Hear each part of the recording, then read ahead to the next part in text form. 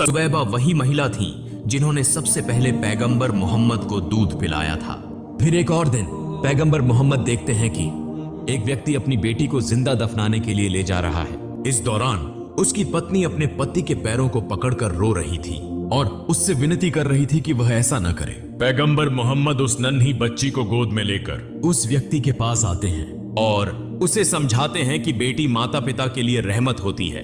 पैगंबर की बातें सुनकर उस व्यक्ति का दिल मोहब्बत और रहमत से भर जाता है और वह अपनी बेटी को खुद अपनी गोद में उठा लेता है। इस तरह समय बीतता गया और पैगंबर की उम्र 12 साल हो गई। इधर उनके चाचा अब्बू तालिब चूंकि एक व्यापारी थे तो अरब की परंपरा के अनुसार वह हर साल शाम सीरिया की यात्रा किया करते थे। इस बार पैगंबर ने जिद की कि वह भी सादी अपने चाचा के साथ शाम जाना चाहते हैं। चूंकि यात्रा की शुरुआत हुई, रास्ते में वे बुसरा नामक एक जगह पर रुके जहां एक चर्च में एक यहूदी धर्मगुरु रहता था।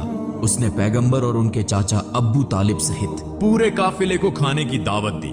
जब उसने नन्हे मोहम्मद को देखा तो वह तुरंत समझ गया कि यही आखिरी और सबसे महान पैगंबर हैं। यह वही बात थी जो उनकी धार्मिक किताबों में लिखी थी, जो उन्होंने अपनी आध्यात्मिक दृष्टि से महसूस की थी। फिर उसने हजरत अब्बू तालिब से कहा, मोहम्मद तुम्हारी पनाह में है, इसलिए तुम्हें और ज्यादा सतर्क रहने की जरूरत है। और यह भी कहा कि तुम्हें मोहम्मद को लेकर शाम नहीं जाना चाहिए क्योंकि वहां के यहूदी उन्हें नुकसान पहुंचा सकते हैं। यह सुनकर हजरत अब्बू तालिब ने अपना इरादा बदल दिया और वे वापस मक्का लौटने लगे।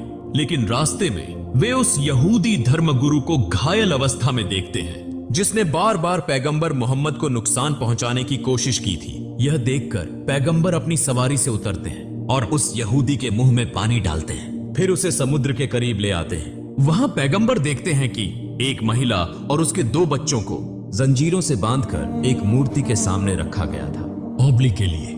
दूसरी तरफ वहां के मछुआरों का कबीला पूजा कर रहा था ताकि उनका देवता यह बलि स्वीकार करे और उन्हें अपार धन प्रदान करे। और लेकिन जब प्यारे पैगंबर हजरत मोहम्मद ने यह दृश्य देखा, यह देखकर वहां के मछुआरों ने पैगंबर को रोकने की कोशिश की, मगर तभी समुद्र की एक जबरदस्त लहर उठी जिसकी तीव्रता से वह मूर्ति जमीन पर गिरकर टुकड़े टुकड़े हो गई। यह दृश्य देखकर वहां के पुजारी डरकर अपने घरों में छुप गए। कुछ देर बाद जब वह समुद्री तूफान थमा तो लोगों ने देखा कि असंख्य मछलियां तट पर इकट्ठा हो गई हैं।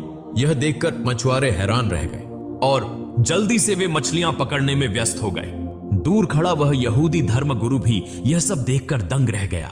वास्तव में यह सब पैगंबर की दुआ की बरकत से हुआ था और यह अल्लाह ताला की कुदरत की एक निशानी थी। अंतिम दृश्य में दिखाया जाता है कि हजरत अबू तालिब बूढ़े हो चुके हैं और वे काबा के सामने खड़े होकर मक्का के सभी लोगों को बुला रहे हैं कि अब बिना किसी झगड़े के इस्लाम के रास्ते पर लौट आएं और एक शांतिपूर्ण जीवन व्यतीत करें। और लेकिन तब भी मक्का के कुछ सरदार हजरत अबू तालिब और हजरत मोहम्मद को झूठा साबित करना चाहते थे। लेकिन उस समय तक मक्का के अधिकांश लोग यह समझ चुके थे कि हजरत मोहम्मद ही आखिरी और सबसे महान पैगंबर